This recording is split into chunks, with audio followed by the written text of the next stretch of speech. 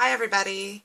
Sorry it took so long for me to get this out. I've been out of town a lot this week with my daughter's mouth surgeries. So I got the case studies read, and the questions I'm going to do are for 6.3. Volunteers ignoring the rules. There's no place like home.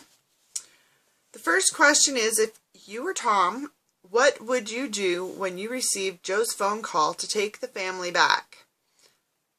If I was Tom, I would not take the family back. There is not a chance. We have rules for a reason, and they have to be unanimous for everybody, no matter who it is. As heartbreaking as the situation is, that's why we have contracts, and that's how the place would be able to run and stay that way. If you continuously are doing that or cutting favors because somebody's a donor, volunteer, or whatever, you're just not going to have a very fair system, at which point other people who maybe deserved a second chance as well, or maybe more so than another person, is going to feel like it's not a great place to go and get back on their feet.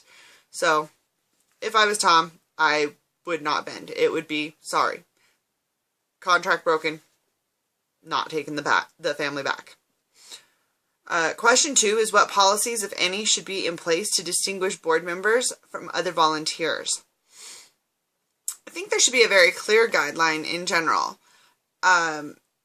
Just because you volunteer and donate money does not necessarily mean that you're a board member. So I think there should be a code of conduct that definitely differentiates the differences between an actual board member, a volunteer, and a donor volunteer. Because obviously Joe and Patty became very headstrong in a direction that they didn't have the rights to be headstrong in for the situation that they were dealing with. 3. What policies, if any, should be in place to distinguish donor volunteers from other volunteers? I'm not sure that there's necessarily a policy or anything that I would recommend, so much as I would say that donor volunteers maybe should have a little bit more of an opportunity to sit in and listen to a board meeting, possibly, or at least have a little bit of a say-so with an authority that can take it to a board member about if they're uncomfortable about how the money that they donate is being spent, especially if they're donating large sums of money, in 20, 30, 50,000, million, something like that. Those things, I think they would have a right to at least voice their opinion. Whether anybody does anything and follows through with anything is not the issue there. It is, they have a right to be heard, that they, so that they know they might be losing that particular donor. I think the regular volunteers should have a right to say that too, but maybe not as heavily as the one who's actually dumping money out of their pockets for assisting the place. I do think that they should have a right, though, as far as regular volunteers, to have a say in several other areas that don't necessarily deal with the financial aspects of it. What could Stillwater have done, if anything, to prevent this type of situation from occurring?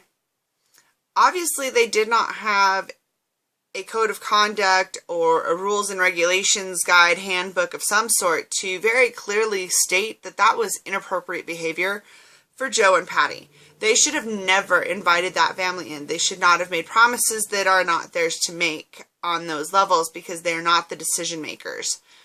So I feel that maybe they should definitely have that, and maybe they should try training their volunteers and their donor volunteers in the acceptable and unacceptable ethics and behaviors that would be expected, I guess would be a great word, from their donor volunteers and their volunteers, because it's a safety issue, not just for the family that Joe and Patty took in, but it's also a safety issue for Joe and Patty.